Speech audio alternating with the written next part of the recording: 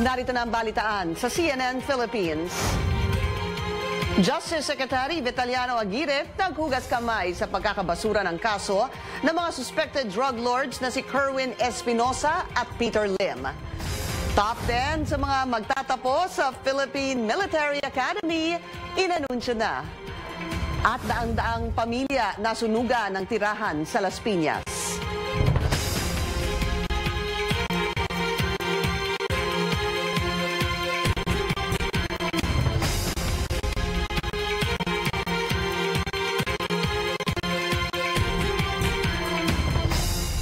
Magandang tanghali, ako po si Pinky Webb. Naghugas kamay si Justice Secretary Vitaliano Aguirre sa resolusyong nag-absuelto sa mga pinaghihinalaang drug lords na sina Kerwin Espinosa, Peter Lim at 20 iba pa. Sa panayam ng CNN Philippines, giniit ni Aguirre, hindi dumaan sa kanyang opisina ang nasabing resolusyon at wala siyang kinalaman dito. As a matter of fact, even up to now, I've never read the resolution. Kasi hindi pa nga ni-elevate namin yan. It should be elevated to us in a petition for review or on automatic review. Hindi pa mangyayari ang dalawang yan kasi there's still a pending motion for reconsideration filed by the CIDG, which has to be resolved by the National Prosecution Service. Dahil sa nangyari, bumuo ng bagong panel si Aguirre para muling i-review ang nasabing kontrobersyal na desisyon. Kaya nangyari dyan, to dispel any doubt na merong nangyaring hindi maganda doon sa payo, panel of prosecutors ko, nag-create ako ng completely new panel of prosecutors consisting of 3 new prosecutors plus an approving authority. And I also directed the NBI to conduct an investigation for malfeasance, misfeasance, or any violation of law incorrect by the members of the panel. At natawa na lang si Aguirre nang hinga ng reaksyon hinggil sa pahayag ng Pangulo na siya daw ang ipapalit sakaling makalaya sina Espinosa at Lim. Hindi naman. Alam naman natin ang ating Pangulo mahilig sa hyperbole. But totoo man yan, nagbibiro man siya o hindi. The fact is, it's unfortunate na ang totoo kasi ay wala akong kinalaman dun sa pag-issue ng resolution na yun.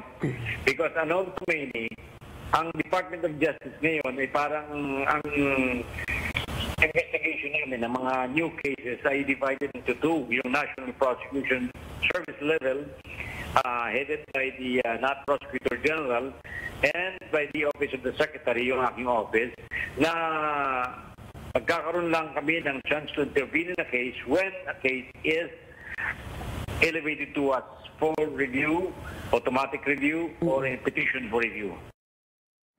Naghain naman ng motion for reconsideration ng Philippine National Police kaugnay sa pagkakabasura ng National Prosecution Service ng Justice Department sa kaso. Makibalita tayo sa aming correspondent na si George Cahiles mula sa Camp Crame. George, ano pang sinabi dyan ng pulisya?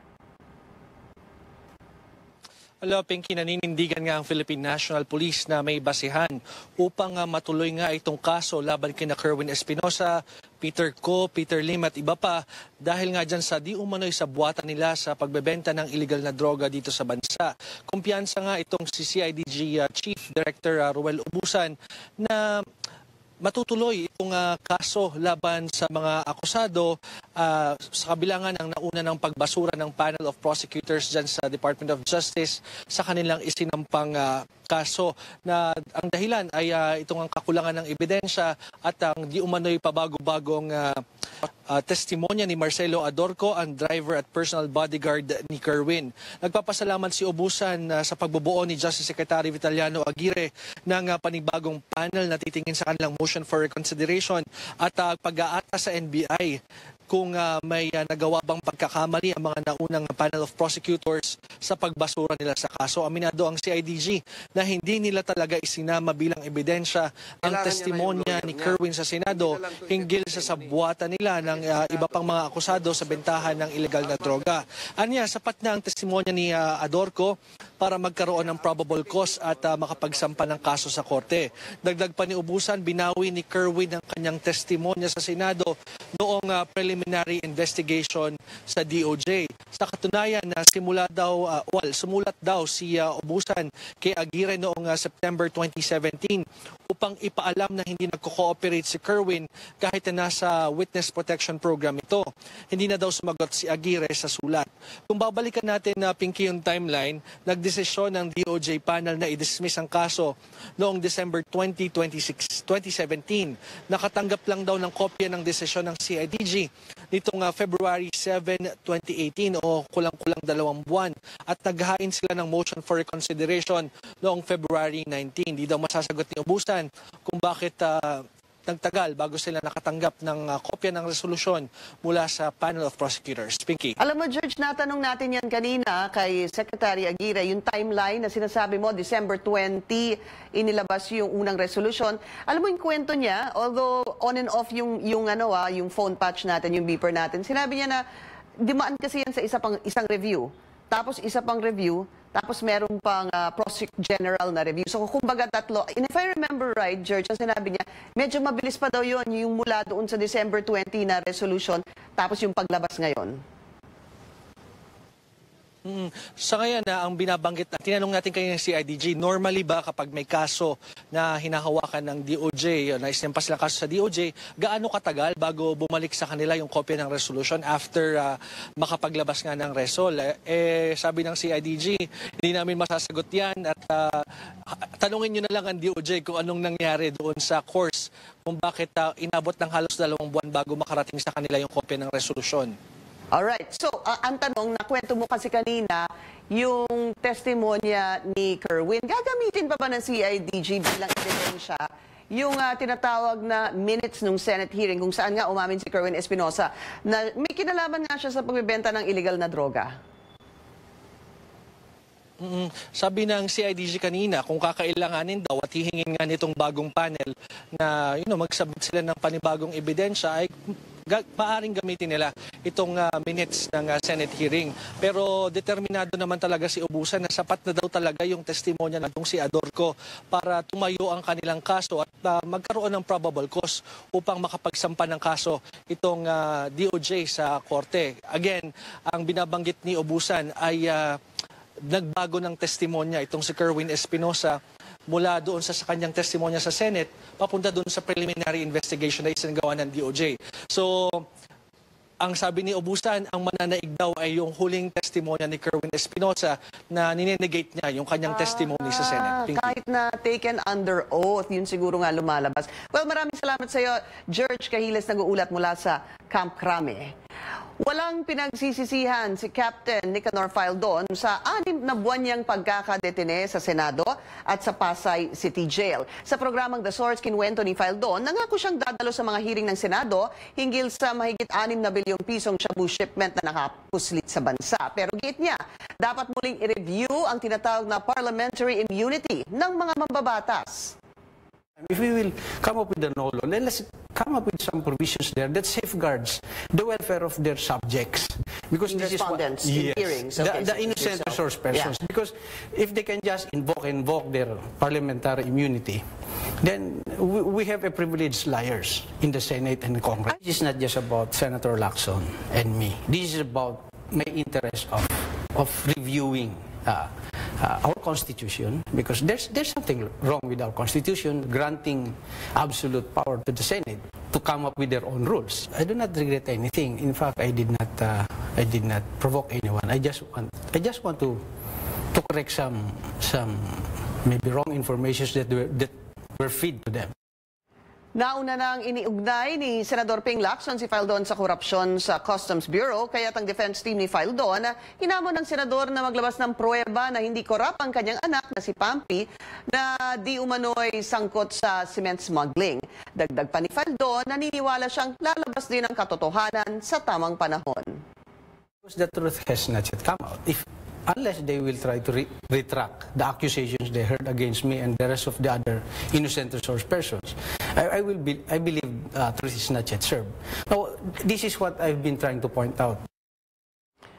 Ayaw nang palakihin pa ni Fildon ang issue kay Senador Lacson, pero anya dapat itinatama ang mga anyay maling akusasyon. This is also always my challenge to the senator.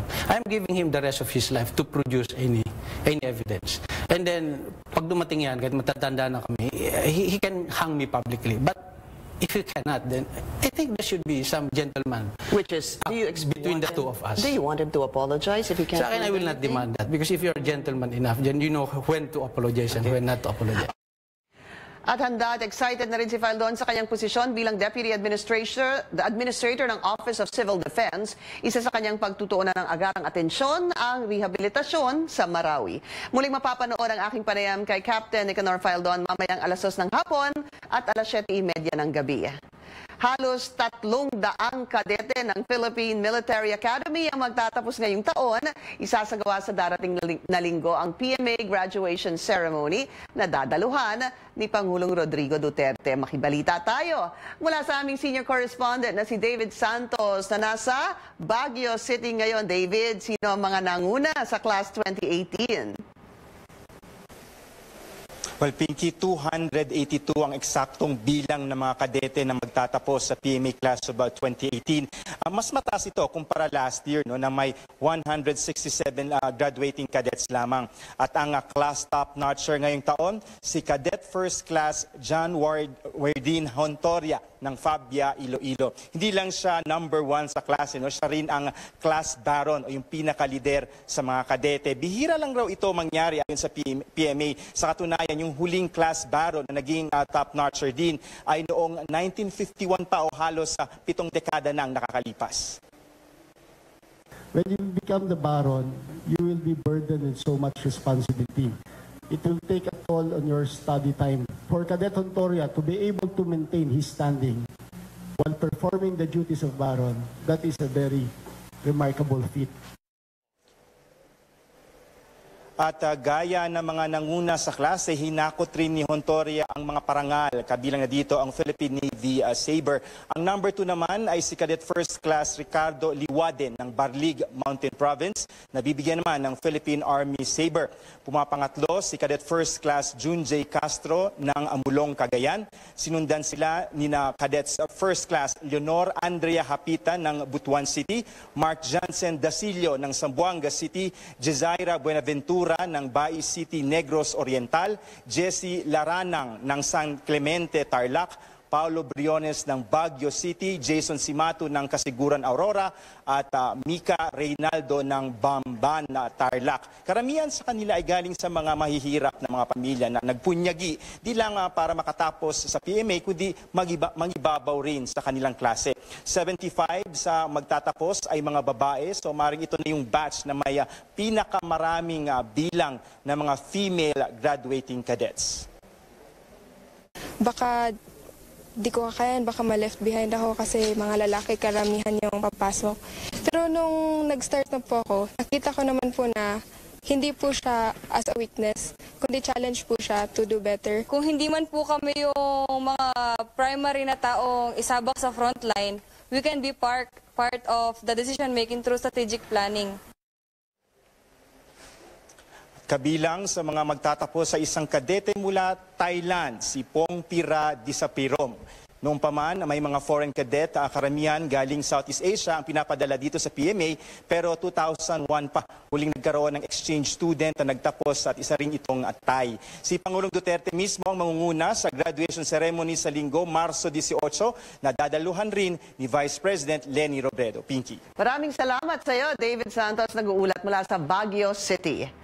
Kumampi naman ang China sa Pilipinas nang hingi nitong irespeto ng United Nations ang sovereignty o kapangyarihan ng Pilipinas. Sinabi ito ni Chinese Foreign Ministry spokesperson Lu Kang matapos isama ng Justice Department sa listahan ng mga terorista ang ilang kinatawa ng UN. Kabilang dito si UN Special Rapporteur on Human Rights Victoria Tauli Corpus. Ipinunto rin ni Kang ang mga nagawang maganda ni Pangulong Duterte sa pamumuno sa bansa. Dapat rin umanong suportahan at tingnan ng UN ang resulta ng kampanya ng bansa laban sa droga at terorismo sa patas na paraan. Sa mga balitang abroad, papalitan ni CIA Director Mike Pompeo si Rex Tillerson bilang U.S. Secretary of State. Ito'y matapos ibakin ni U.S. President Donald Trump si Tillerson sa posisyon. Ang hakbang ay sa gitna ng posibleng magaganap na pag-uusap ni Trump at ni North Korean leader Kim Jong-un at matapos ang ilang buwang tensyong na magitan sa kanila. Samantala, nagpahayag naman ng kumpiyansa si Foreign Affairs Secretary Alan Peter Cayetano sa pagkakatalaga ni Pompeo. Nagpaabot din ang ahensya ng pasasalamat kay Tillerson na isa umanong kaibigan at naging mahalaga ang papel sa pagpapaigting ng relasyon ng US at Pilipinas. Tinalakay naman ni Japanese Prime Minister Shinzo Abe ang usapin ukol sa North Korea kasama si South Korean spy chief Soo-hoon. Nangyari ito sa isang pagpupulong sa Tokyo kahapon. Sinabi ng South Korean official na nagpahayag si Kim Jong-un ang pagiging bukas sa denuclearization. Ipinaabot din niya na naniniwala si South Korean President Moon Jae-in na ang pagtutulungan ng kanilang bansa Japan ay mahalaga para tuluyang makamit ang pagdisarma sa Korean Peninsula. Binigyang diin naman ni Abe ang kanyang pagiging bukas sa pagresolba ng nuclear issue.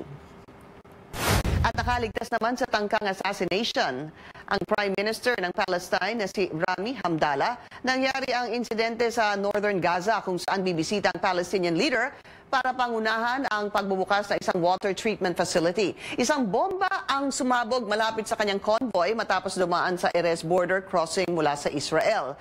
Ayon sa Palestinian Authority, walang nasugatan sa insidente at itinuturo nilang may kagagawan ang grupong Hamas na namumuno sa West Bank. Ngunit mariin nila itong itinanggi. Susunod, makakausap natin mamaya ang top-notcher sa PMA graduates para sa taong ito. At magdamagang pag-videoke. Tapos na nga ba ang maliligayang araw? Magbabalik ang balitaan dito sa CNN Philippines.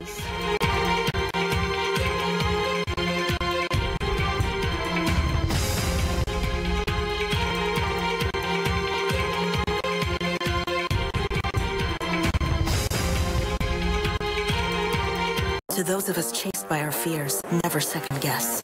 You are more powerful than you think.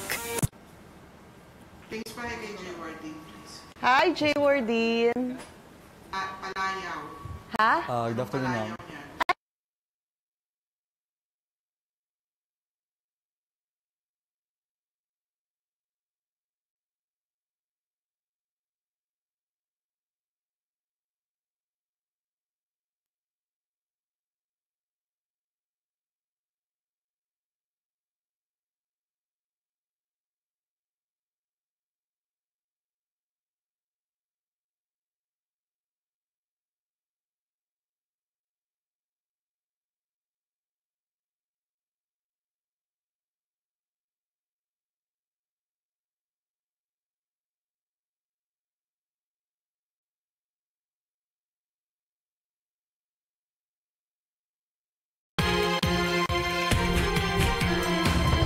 Nagbabalik ang balitaan dito sa CNN Philippines. Inanunsyo na ang mga nanguna sa mga bagong graduates ng Philippine Military Academy at kausapin na natin ngayon ang number 1, si Cadet First Class J. Wardin Galilea Ontoria.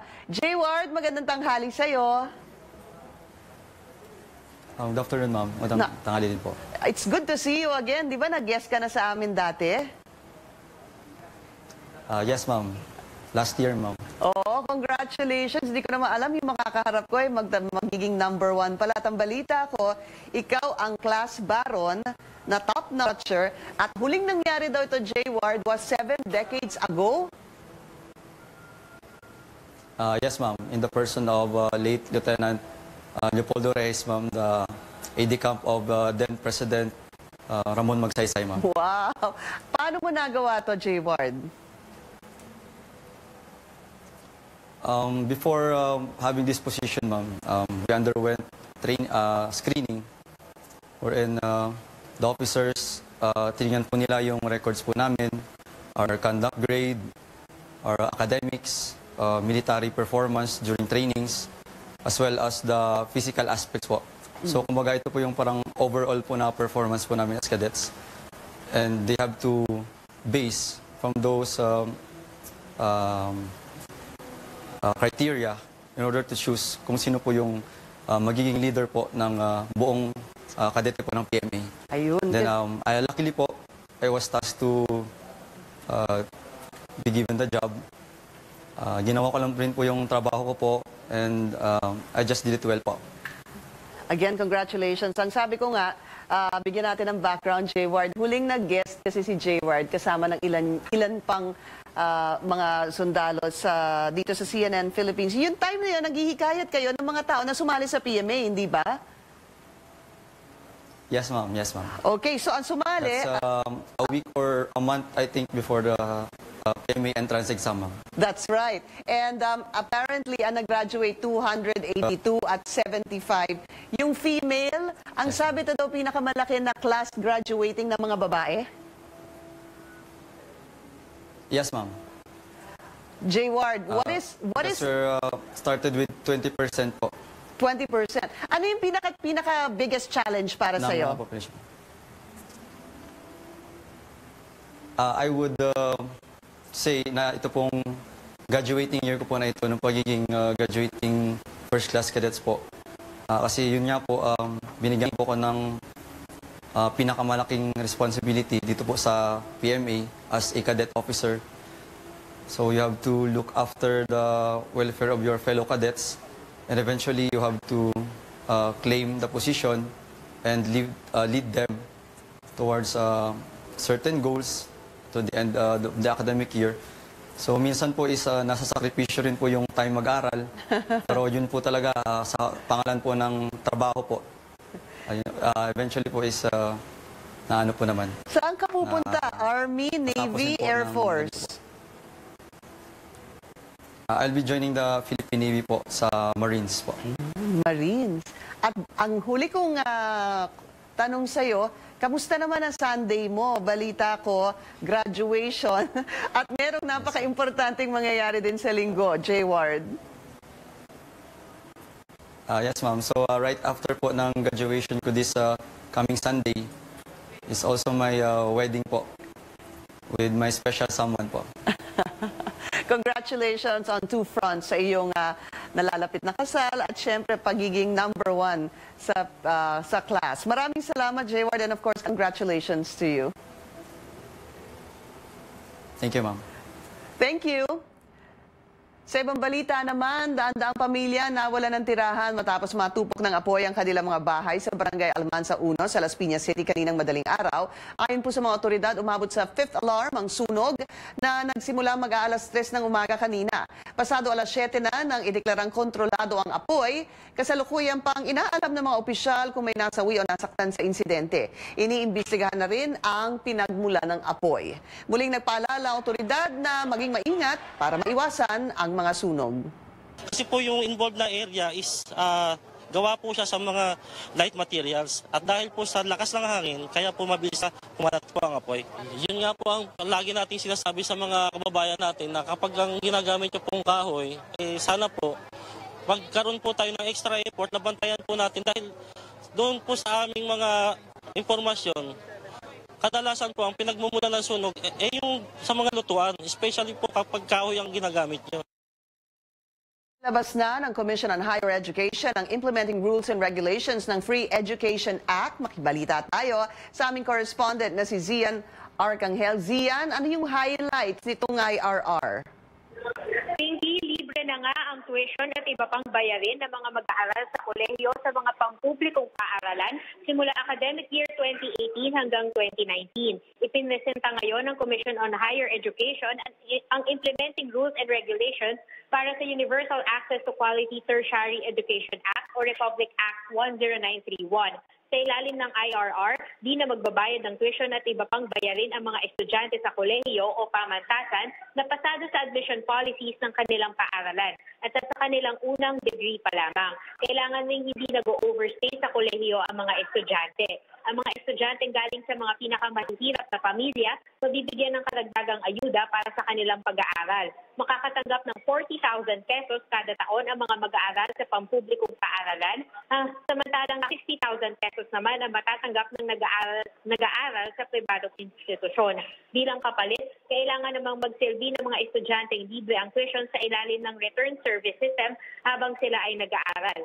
At dahil sagot na ng CHED ang tuition at iba pang gastusin ng mga estudyante sa kolehiyo, bawal magtaas ng mga bayarin ang mga state universities and colleges at mga CHED-recognized local universities and colleges na sakop ng batas. Pinky? Maraming salamat sa iyo, Zian Arcangel. Sa mga mahilig kumanta, meron pong panukalang batas sa Kamara naglalayong limitahan ang oras ng pagvivideoke at yung pag-iingay. Nagbabalik ang aming correspondent na si Zian Arcangel. Tanghaling tapat pa lang pero naririndi na si Erlinda Cuarte dahil sa ingay na ginagawa ng kanyang kapitbahay na todo ang pagbirit sa videoke bar ilang hakbang lang malapit sa kanyang bahay. Ayon kay Cuarte, hindi na siya nagkaroon ng tahimik na araw o gabi simula nang magbukas ang videoke bar 2 taon na ang nakakaraan. Para sa akin, napakalaking disturbo po. Lalo na po sa pagtulog. Mag-start yan mga 11 o'clock in the morning. Mag-end yan kuminsan mga alas 11. Di naman alintana ni Teng Ramal ang kumakanta sa videoke bar ang hinaing ni Cuarte. Ayon sa kanya, ang pagbivideoke lang ang kanyang paraan pantanggal ng stress at pampalipas oras. Pag nai-stress ka, pag kumakanta ka nawawala. Hindi mo naiisip. Pero pag nawala yung kanta, babalik na naman yung naiisip mo mga public. Ayon kay Ramal, hindi naman nakakaistorbo sa mga kapitbahay ang operasyon ng videoke bar dahil hanggang alas 10 ng gabi lang ito bukas. Ayon na rin sa utos ng barangay. Parang bitin pero yun ang batas eh. Kaya susunod tayo sa batas. Bitin talaga kasi alas 8 pa lang sisimula yung mga tao mag-inom. Kasarapan pala yung alas 10. Isang panukalang inihain sa Kamara ang naglalayong limitahan ang oras ng pagvividyoke at paggamit ng iba pang bagay na nakakagawa ng ingay sa pagitan ng alas 8 ng umaga at alas 10 ng gabi. Sa ilalim ng House Bill 1035 na inihain ni Quezon Representative Angelina Tan, 1,000 pisong multa o 6 na buwang pagkakabilanggo ang parusa para sa mga magvividyoke lampas alas 10 ng gabi hanggang alas 8 ng umaga. Sa pagdinig sa panukala sa Kamara, sinabi ng isang advocate laban sa ingay na hindi lang oras ng pagvividyoke ang dapat limitahan. Nowadays, very rampant na yung Zumba, aerobics, mga ganyan.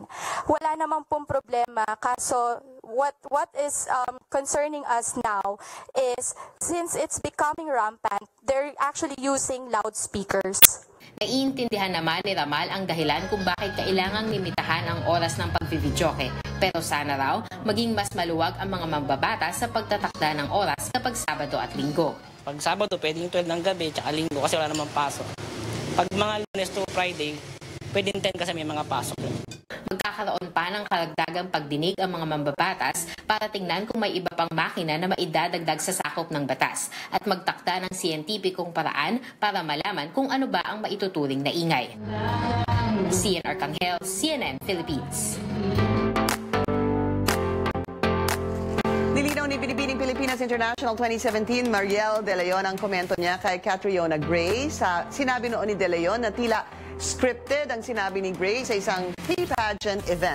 Dahil dito umani ng batikos ang beauty queen sa kanyang Instagram post, sinabi ni De Leon na mali lamang ang pagkakaunawa sa kanyang pahayag. Anya, magandang intention niya nang sabihin ito. Sumagot din si Gray sa mga netizens sa Facebook. Sabi niya, bilang contestant sa pageant, pinapahalagahan niya ang mga payong ibinibigay ng mga beauty queen. Dagdag pa ng kandidata, hindi niya minamasama ang anumang natatanggap niyang komento. Isa si Grace sa 40 kandidatang kasali sa Binibining Pilipinas ngayong taon. Magaganap ang Coronation Night ng pageant sa Linggo, March 18. Breaking news sa CNN, Philippines, pumanaw na ang tanyag at respetadong physicist na si Stephen Hawking. Kinumpirma ito sa CNN ang tagapagsalita ng kanyang pamilya. Si Hawking ay mayroong ALS o isang neurodegenerative disease na mas kilala sa Lou Gehrig's disease dahilan ng kanyang pagiging paralisado. Bago ang kanyang pagkamatay, si Hawking ay itinuturing na greatest living scientist sa buong mundo. Isa sa kanyang kontribusyon ang mga pag-aaral kaugnay sa mga misteryo sa kalawakan, kabilang ng tinatawag na black hole. Si Hawking ay 76 years old. At yan ang kabuuan ng balitaan ngayong Miyerkules, March 14, 2018. Ako po si Pinky Webb. Hanggang bukas, magandang tanghali.